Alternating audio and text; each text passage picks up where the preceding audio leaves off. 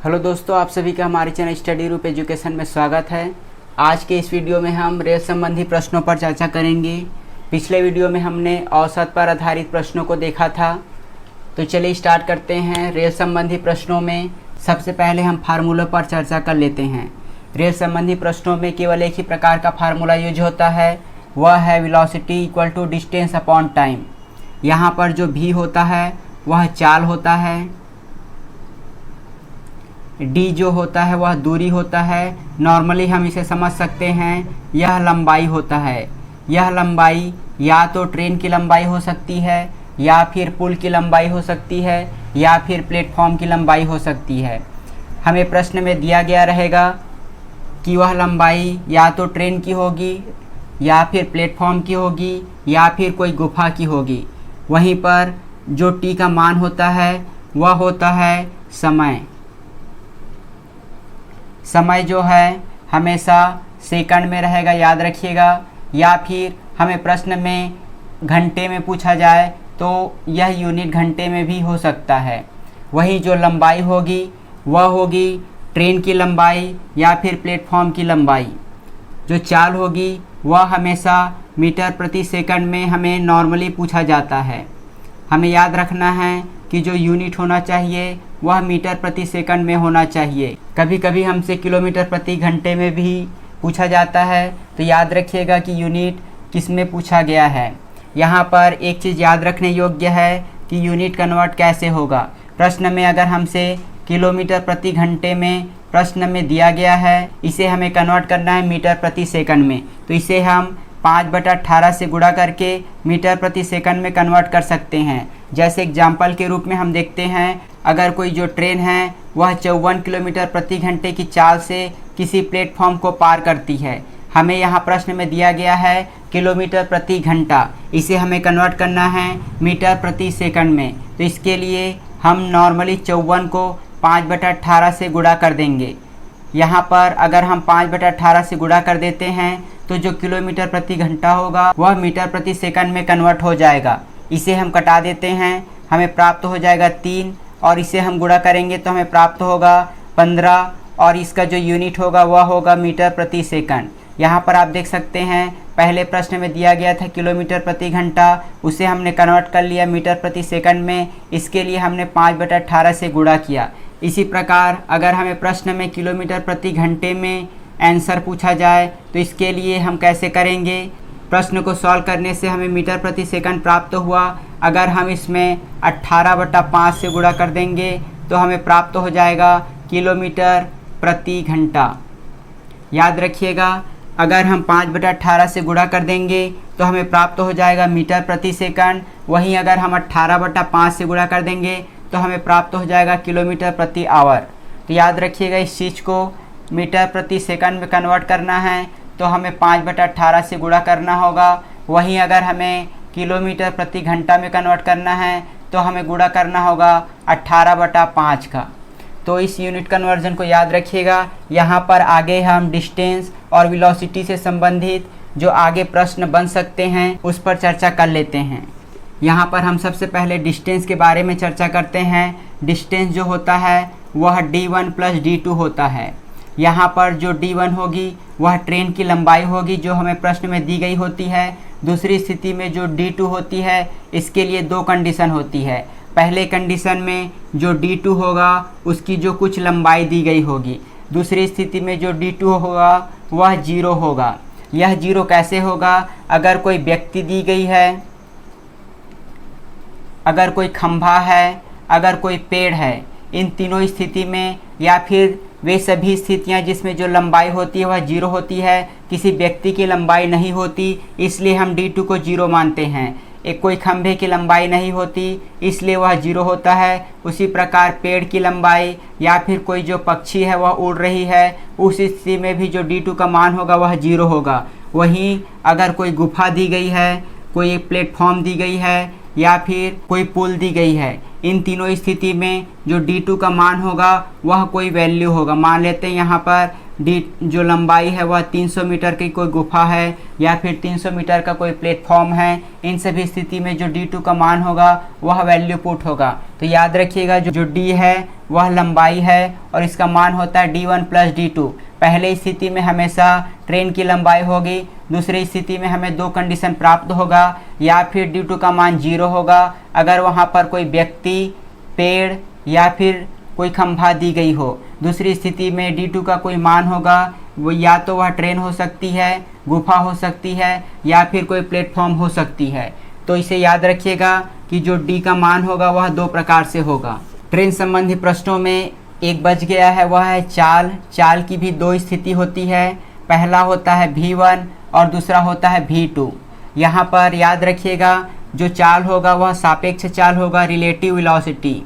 तो इसमें दो स्थिति होती है, पहली स्थिति में अलग अलग होती है, अर्थात एक ट्रेन इधर से जा रही है और एक ट्रेन जो है इधर से आ रही है, अर्थात अगर इसकी दिशा विपरीत हो तो इस स्थिति में जो रिलेटिव वेलोसिटी होगा उसे हम जोड़ देते हैं। याद रखिएगा अगर ट्रेन की लंबाई विपरीत है तो उस स्थिति में जो रिलेटिव वेलोसिटी होगा उसे हम आपस में जोड़ देंगे तो हमें एक सापेक्ष वेलोसिटी प्राप्त हो जाएगा और इसी सापेक्ष वेलोसिटी को हम यहाँ पर रख देंगे।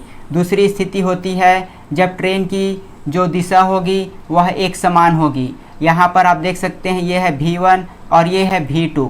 इस स्थिति में अगर हमें रिलेटिव वेलोसिटी ज्ञात करना है, सापेक्ष वेलोसिटी, तो इस स्थिति में हम ज़्यादा को कम से घटा देंगे तो हमें प्राप्त हो जाएगा रिलेटिव वेलोसिटी और इसी रिलेटिव वेलोसिटी को हम यहाँ पर पुट कर देंगे।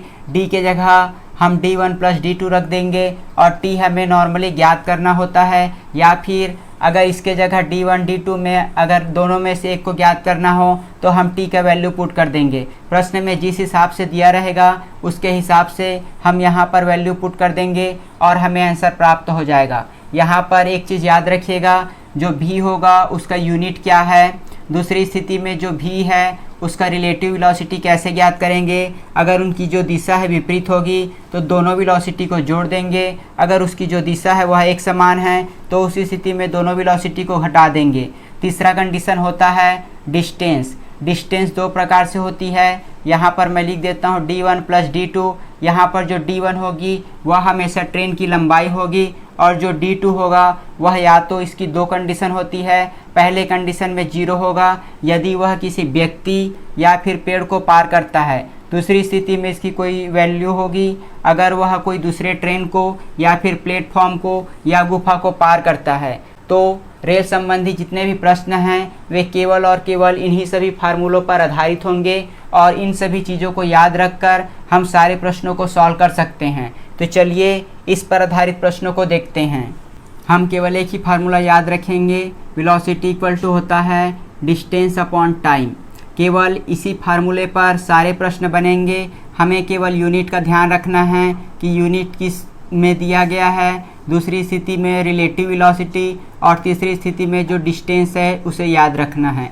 इन तीनों चीज़ को याद रखकर हम सारे प्रश्नों को सॉल्व कर सकते हैं। तो चलिए सबसे पहले प्रश्न की ओर आगे बढ़ते हैं। पहला प्रश्न दिया गया है कि 108 किलोमीटर प्रति घंटे की चाल से जा रही 90 मीटर लंबी रेलगाड़ी एक बिजली के खंभे को कितने देर में पार करेगी। यहाँ पर हमें प्रश्न में दिया गया है वेलोसिटी जो है 108 किलोमीटर प्रति घंटा। अगला हमें कहा गया है कि 90 मीटर लंबी रेलगाड़ी, यहाँ पर जो डिस्टेंस है वह दिया गया है 90 मीटर।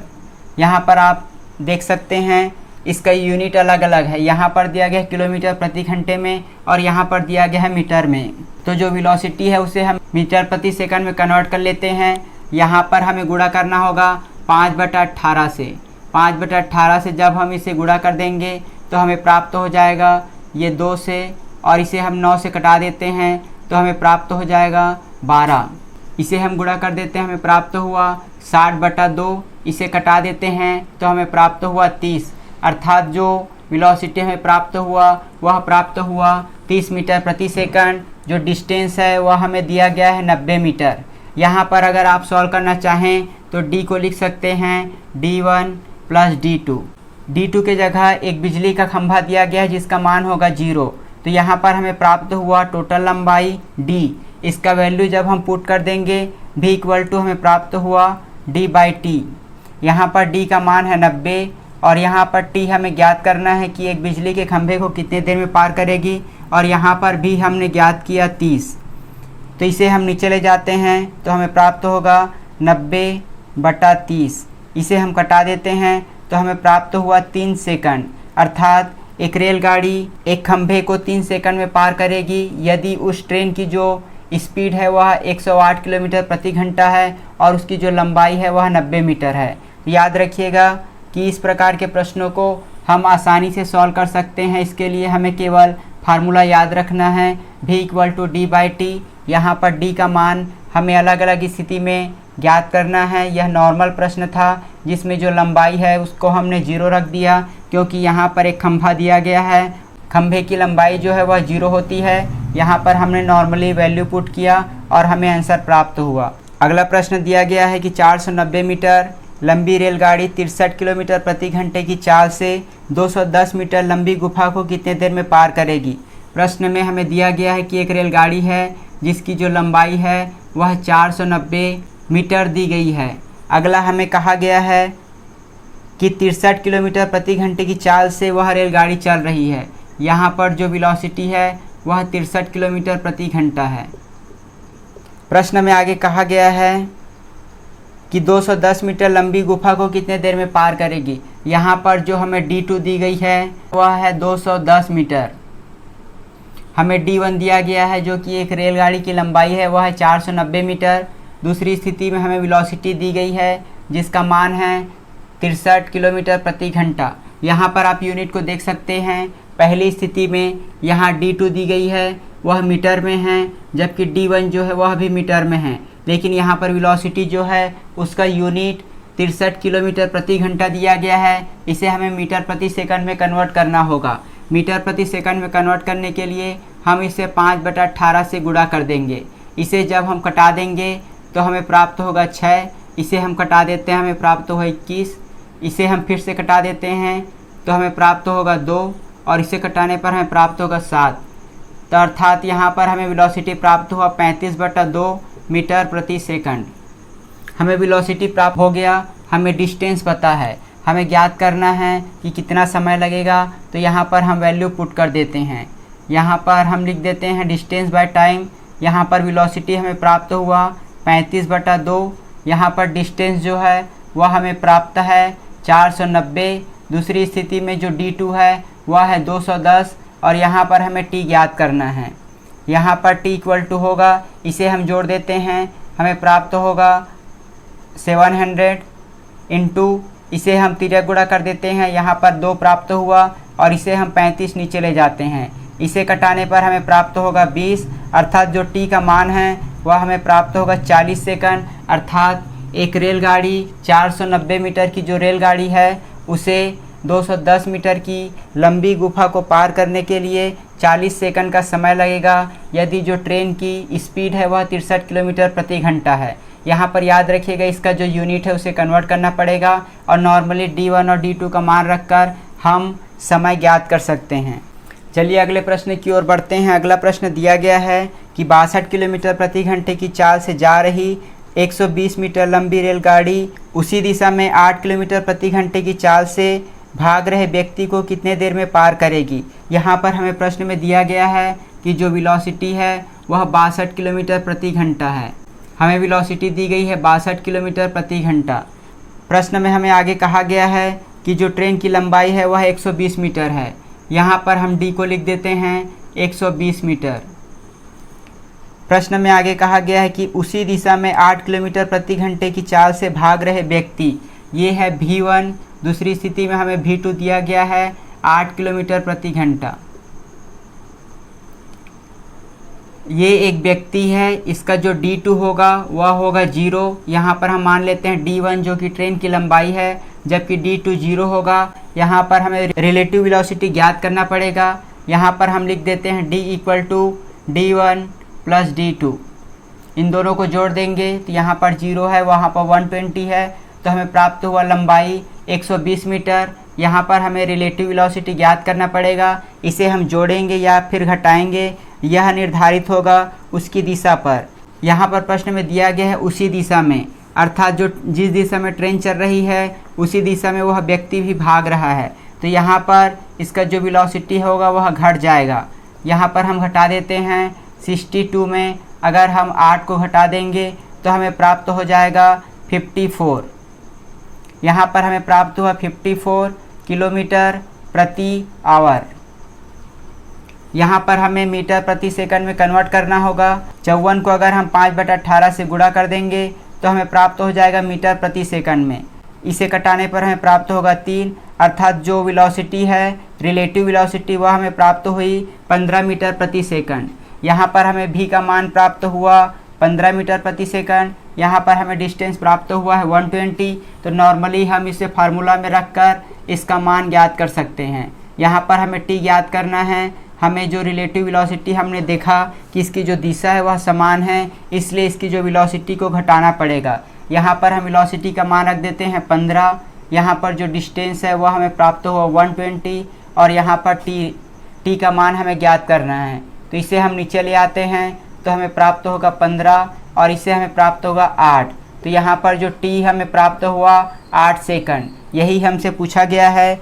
120 मीटर लंबी रेलगाड़ी को 8 किलोमीटर प्रति घंटे की चाल से भाग रहे व्यक्ति को पार करने में कितना देर लगेगा। तो इसका आंसर जो होगा वह होगा 8 सेकंड। इस प्रकार आप याद रखिएगा, अगर दो वेलोसिटी दी गई है इसके लिए हमें रिलेटिव वेलोसिटी ज्ञात करना होगा। अगर इसकी जो दिशा है वह समान है तो हम घटा देंगे, अगर इसकी जो दिशा है वह विपरीत होगी तो हम इसे जोड़ देंगे। और यहाँ पर डिस्टेंस को आप ये जोड़ कर लिख सकते हैं।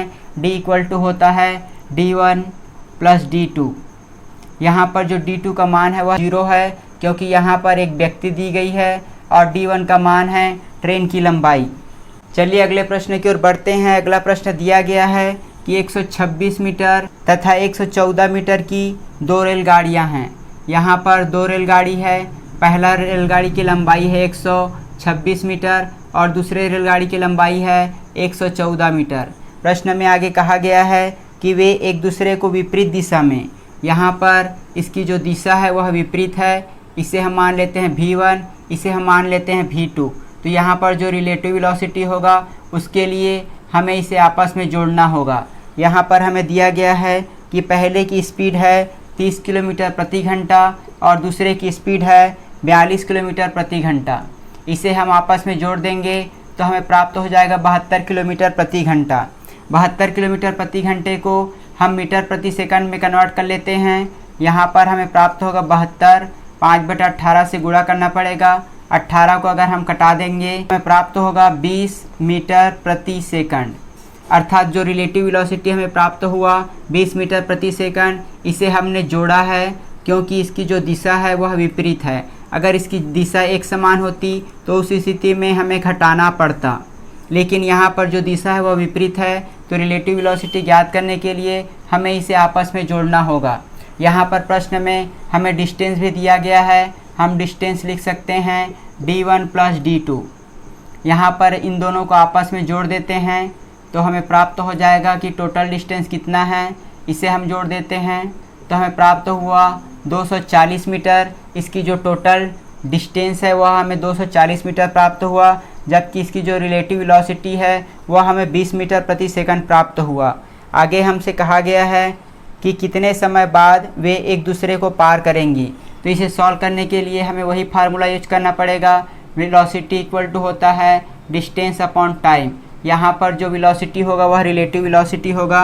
हमने ज्ञात किया कि इसकी रिलेटिव वेलोसिटी 20 है और यहाँ पर डिस्टेंस हमें प्राप्त हुआ 240 और t का मान हमें ज्ञात करना है। तो t इक्वल टू हम लिख देते हैं 240/20। इसे हम कटा देते हैं तो t इक्वल टू हमें प्राप्त हुआ 12, अर्थात 12 सेकंड का समय लगेगा दोनों ट्रेनों को आपस में पार करने के लिए। अगर इनकी जो लंबाई है वह 126 मीटर और 114 मीटर है और इनकी जो वेलोसिटी है वह 30 किलोमीटर प्रति घंटा और 42 किलोमीटर प्रति घंटा है। तो इस प्रकार आप आसानी से सॉल्व कर सकते हैं। अगर आपको रिलेटिव वेलोसिटी किस प्रकार ज्ञात करना है याद हो, अगर इसकी जो दिशा है वह विपरीत होगी तो उस स्थिति में इसे जोड़ देंगे। अगर इसकी दिशा एक समान है तो उस स्थिति में इसे हम घटा देंगे। और जो डिस्टेंस होगा उसे याद रखिएगा। डिस्टेंस नॉर्मली 2 दिया रहता है, या वह लंबाई या तो पुल की हो सकती है या फिर ट्रेन की हो सकती है। यदि कोई व्यक्ति है, खंभा या फिर पेड़ है, उस स्थिति में जो d2 का मान होगा वह 0 होगा। तो यहाँ पर हम वैल्यू पुट करके नॉर्मली समय ज्ञात कर सकते हैं। चलिए अगले प्रश्न की ओर बढ़ते हैं। अगला प्रश्न दिया गया है, क्रमशः 100 मीटर और 120 मीटर लंबी 2 रेलगाड़ियों को समांतर पटरी में एक ही दिशा में 72 किलोमीटर और 54 किलोमीटर प्रति घंटे की चाल से जा रही मिलने के कितने समय बाद पहली गाड़ी दूसरी गाड़ी को पार करेगी। अभी हमने जिस प्रकार का प्रश्न सॉल्व किया यह उसी प्रकार का है। यहाँ पर हमें डिस्टेंस दी गई है। पहला डिस्टेंस है 100 मीटर, दूसरी जो लंबाई है वह है 120 मीटर। तो यहाँ पर हम नॉर्मली जोड़कर डिस्टेंस ज्ञात कर सकते हैं। इन दोनों को जोड़ देंगे तो हमें प्राप्त हो जाएगा टोटल डिस्टेंस, वह है 220 मीटर। प्रश्न में हमें आगे कहा गया है कि इसकी जो दिशा है वह समान है, एक ही दिशा में जा रहे हैं दोनों। तो इस स्थिति में हम v1 को v2 से घटा देंगे। यहाँ पर जो रिलेटिव वेलोसिटी होगा वह हमें प्राप्त होगा v1 माइनस v2। v1 का मान दिया गया है 72 और v2 का मान दिया गया है 54। अगर हम इसे घटा देंगे तो हमें प्राप्त हो जाएगा 18 किलोमीटर प्रति घंटा। इस 18 किलोमीटर प्रति घंटे को हम मीटर प्रति सेकंड में कन्वर्ट कर लेते हैं। इसके लिए हमें 5/18 से गुणा करना होगा। इसे हम कटा देते हैं तो हमें प्राप्त होगा 5 मीटर प्रति सेकंड, जो कि रिलेटिव वेलोसिटी है। यहाँ पर हमें डिस्टेंस भी पता चल गया है। प्रश्न में दिया गया है कि d1 और d2 का मान कितना है, तो यहाँ पर हमें d प्राप्त हो गया, यहाँ पर हमें रिलेटिव वेलोसिटी प्राप्त हो गया। तो इसका वैल्यू हम नॉर्मली पुट कर देंगे। वेलोसिटी इक्वल टू होता है डिस्टेंस अपॉन टाइम। यहाँ पर रिलेटिव वेलोसिटी हमें 5 प्राप्त हुआ और इसकी जो डिस्टेंस है वह 220 मीटर है।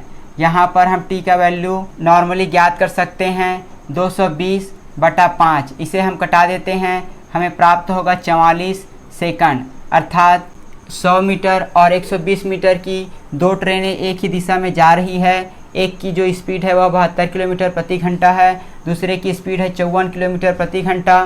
तो वह एक दूसरे को पार करने के लिए 44 सेकंड का समय लेगी।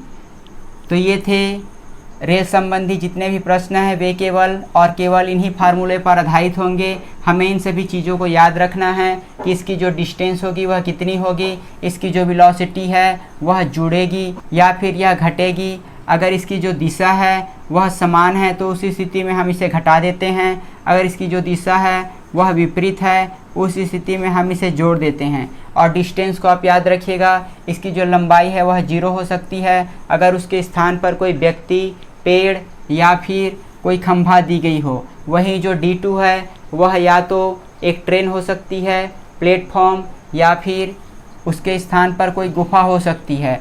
तो इन सभी वैल्यू को पुट करके हम नॉर्मली इस प्रकार के प्रश्नों को सॉल्व कर सकते हैं। तो आज के लिए बस इतना ही। अगले वीडियो में हम रेल संबंधी जितने भी प्रश्न बच गए हैं उन सभी पर चर्चा करेंगे।